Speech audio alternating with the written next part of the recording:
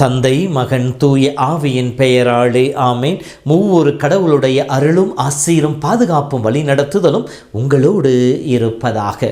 பொதுக்காலம் 16வது வாரம் சனிக்கிழமை. தாய்மறியுடைய தெய்வீக பரிந்துரையோடு கூடிய இறை ஆசி உங்கள் உள்ளத்திலும் இல்லத்திலும் தங்கிட உங்களுக்காக ஜெபிக்கின்றேன். அன்பு சகோதரமே, கோவில் கோமகன் தங்கி இருக்கின்ற இடம், தலைவன் தங்கி இருக்கின்ற இடம், ஆலயம் என்று சொல்லுவோம். ஆண்டவன் லயிக்கின்ற இடம், ஆண்டவன் வசிக்கின்ற இடம், ஆண்டவனில் லயிக்கின்ற இடம், ஆண்டவனில் நம்மை மறக்கின்ற இடம், இறை பிரசன்னத்தை உணர்ந்து இறைவனுடைய அருளை பெற்றுக்கொள்கின்ற இடம், இறைவை நோக்கி மன்றாடுகின்ற இடம். 1 அரசர் 8:29 சாலமோன் இவ்வாறு ஜெபிக்கின்றான். என் பெயர் இவ்விடத்தில் விளங்கும் என்று இக்கோவிலை பற்றி நீ சொல்லி இருக்கின்றீரே, இவ்விடத்தில் அடியான் செய்யும் வேண்டுதல்களை கேட்டருவதற்காக இரவும் பகலும் உன் கண்கள் அதை நோக்கி இருப்பனவாக என்று சொல்லப்படுகின்றது. கடவுளுடைய பிரசன்னம் முழுமையாக தங்கியிருக்கிறது. எதற்காக?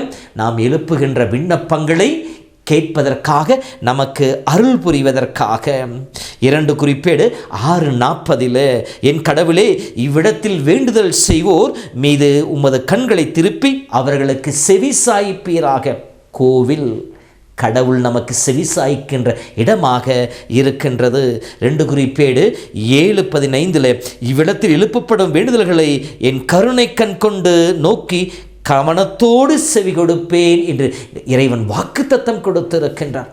ஆண்டவர் நோக்கி மன்றாடுகின்ற பொழுது அவர்கள் குரலுக்கு செவிமடுப்பவராக இருக்கிறார். எனவேதான் திருப்பாடல் 84:1 இவ்வாறு சொல்கிறார், ஆண்டவரே, உம்முடைய உறைவிடம் எத்துணை அருமையானது, வேறிடத்தில் 1000 நாள் வாழ்வதை விட உன் கோவில் முற்றத்திலே தங்கும் ஒரு நாளே மேலானது. திருப்பாடல் 84:10.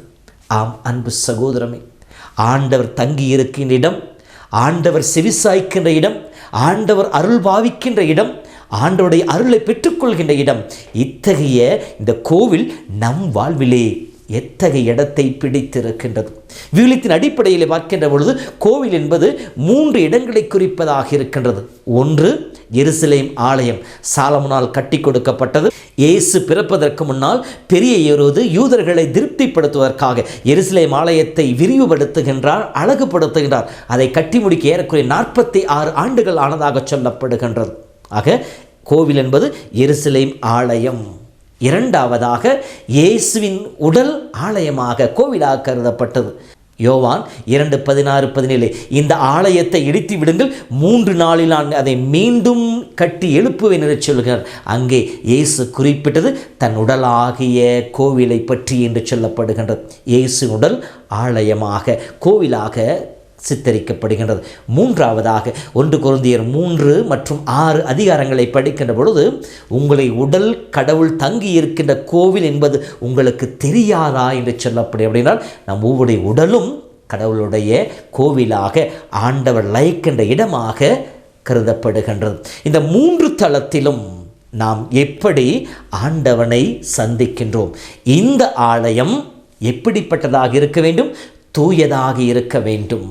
லூக்கா புத்தகம் 19:46 படிக்கின்ற பொழுது, இது என் தந்தையின் இல்லம், இறைவேண்டலின் வீடு, இதை கல்வர் குகையாக மாற்றிவிட்டீர்களே என்று சொல்லுவார். கல்வர் குகை என்பது அங்கே நீதி நேர்மை எதிர்பார்க்க முடியாது, கொள்ளையடிக்கப்பட்ட பொருள்கள் பகிரப்படுகின்ற இடம், எல்லா விதமான அசுத்தங்கள் நிறைந்திருக்கின்ற இடம், கூச்சல் குழப்பங்கள் நிறைந்திருக்கின்ற இடம். ஆனால் ஆலயம் என்பது ஜெப வீடு, இறை உறவின் வீடு. நம்மை பற்றி அறிந்து கொள்ள, நாம் இறைவனோடு உறவாட தடையாக இருக்கின்ற காரியங்களை அறிந்து கொள்ள, நாம் பிறரோடு இருக்கின்ற உறவு தளத்தில் இருக்கின்ற தடைகளை அறிந்து கொண்டு அதை நீக்குவதற்காக, இப்படி முக்கோண அளவில் நாம் கடவுளோடும் பிறரோடும் இருக்கின்ற உறவு தளத்தை புனிதப்படுத்த, அதை நிலைப்படுத்த ஒரு உன்னதமான இடம்தான் இந்த கோவில். ஆனால் இந்த கோவிலை கல்வர் குகையாக மாற்றிவிட்டீர்கள் என்று சொல்லுகிறார். அதை தான் இன்றைய முதல் வாசகத்தில் எரேமியாவும் சொல்லுகின்றார். இது என் பெயர் விளங்கும் இந்த கோவில் உங்கள் பார்வையிலே கல்வர் குகையாக மாறிவிட்டதோ என்று சொல்லுகின்றார். ஆம் அன்பு சகோதரமே, ஆண்டவரை வழிபட வருகின்ற பொழுது ஒரு நிபந்தனை இருக்கின்றது. மத்திய நற்செய்தி 5 அழகாக சொல்லப்பட்டிருக்கிறது. நீ கடவுளுக்கு காணிக்கை செலுத்த வருகின்ற பொழுது உன் சகோதரனுக்கு உன்மேல் ஏதாவது மனத்தாங்கள் இருப்பதாக நீ அங்கே நினைவுற்றால் காணிக்கை அங்கேயே வைத்துவிட்டு முதலிலே போய் உன் சகோதரனை சமரசம் செய்து கொள், பிறகு வந்து உன் காணிக்கை செலுத்து என்று சொல்லுவார். நாம் உறவோடு வாழ்ந்து ஆண்டவரை வழிபடுகிற இடமாகத்தான் அந்த இடம் இருக்க வேண்டுமே ஒழிய நம்மை மையப்படுத்தியதாக இருக்கக்கூடாது. நீ கட்டியிருக்கின்ற அந்த கட்டிடத்தில் நான் தங்கியிருக்க வேண்டுமெனில், என்னுடைய பிரசன்னம் உன்னோடு இருக்க வேண்டுமெனில், உன்னுடைய உடலாகிய ஆலயத்திலே ஆண்டவராகிய நான் தங்கியிருக்க வேண்டுமெனில் நிபந்தனை என்ன என்பதை இறைமையொழியாக சொல்லி காட்டினார். ஒன்று, உங்களுடைய வழிகளையும் செயல்களையும் முற்றிலுமாக சீர்படுத்துங்கள்.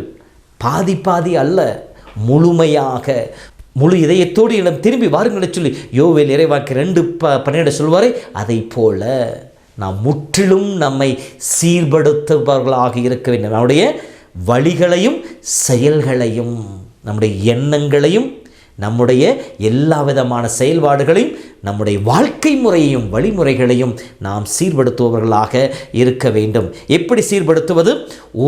ஒருவரோடு முற்றிலும் நேர்மையோடு நடந்து கொள்ளுங்கள். நேர்மையாளர் என்பவர் யார்? கடவுளுக்குரியதை கடவுளுக்கும் மனிதருக்குரியதை மனிதருக்கும் கொடுப்பாக முற்றிலுமாக நேர்மையோடு நடந்து கொள்ளுங்கள். பிறரை ஏமாற்றவோ, பிறரை வஞ்சிக்கவோ, பிறரை வதைக்கவோ கூடிய செயல்பாடுகளிலே நீங்கள் செயல்படக்கூடாது. பிறருக்குரியதை உங்களிடம் ஒருபோதும் வைத்திருக்கல் ஆகாதாக முற்றிலும் நேர்மையாக நடந்து கொள்ளுங்கள். அப்படி நடந்து கொள்கின்ற பொழுது அந்நியரையும் அனாதைகளையும் கைம்பெண்களையும் ஒதுக்காதிருங்கள். பாகுபாடு காட்டுபவர்களாக இருக்காமல் அனைவரையும் அரவணைத்து வாழ்பவர்களாக இருங்கள். ஏற்றத்தாழ்வை அகற்றுபவர்களாக இருக்க வேண்டும் என்று சொல்லுகிறார். அடுத்ததாக, மாசற்றுடன் இரத்தத்தை அவ்விடத்தில் சிந்தாமல் இருந்தால் யாரையும் குறை கூறவோ அல்லது யாரையும் மனவேதனைப்படுத்தவோ யாரையும் மனக்காயப்படுத்தவோ கோவில் ஏற்ற இடம் அல்ல. ஒருவரை சுட்டிக்காட்டி அவர்களை அந்நியப்படுத்துகின்ற இடம் கோவில் அல்ல, மாறாக அவர்களை ஏற்றுக்கொண்டு அரவணைக்கின்ற இடமாக இருக்க வேண்டும் என்று சொல்லி இறைமொழியாக சொல்லுகின்றார். இத்தகைய தீங்கு விளைவிக்கும் அனைத்தையும் தகர்த்து எரிந்து விட்டோம் என்றால் அந்த இடத்திலே நாம் ஆண்டவனை சந்திக்க முடியும், ஆண்டவனை வழிபட முடியும். ஆண்டவனை நோக்கி நாம் மன்றாடுகின்ற பொழுது நம்முடைய மன்றாட்டு கடவுளுக்கு ஏற்புடையதாக இருக்கும். இந்த நிபந்தனை தான் கடவுளுக்கு. நீ இந்த வாழ்க்கை எப்போது மாற்றுகின்றாயோ அப்பொழுது என்னுடைய பிரசன்னம் அங்கே தங்கும்.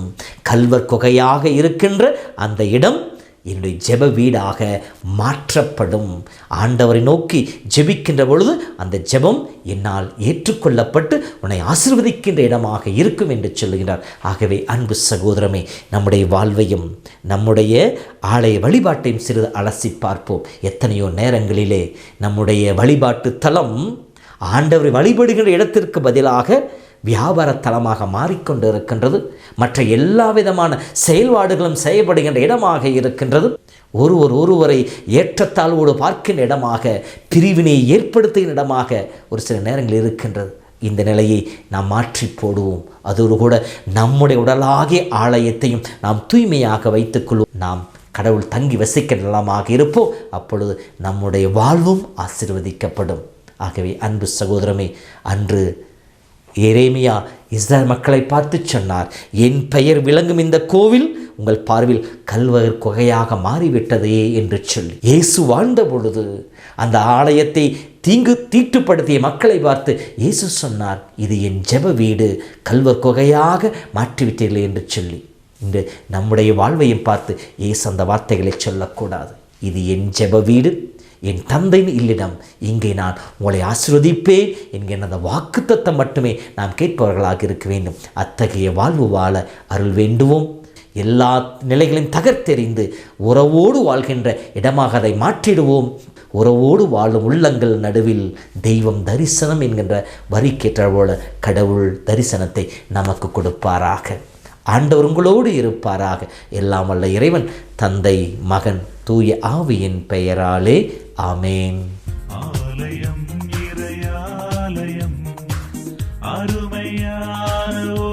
ஓவியம், ஆலயம் இறையாலயம், அருமையான ஓவியம், இறைவன் நுரையும் காவியம், இறைவன் நுரையும் காவியம், இணைவோம் அவரின் இல்லிடம், ஆலயம் இறையாலயம், அருமையான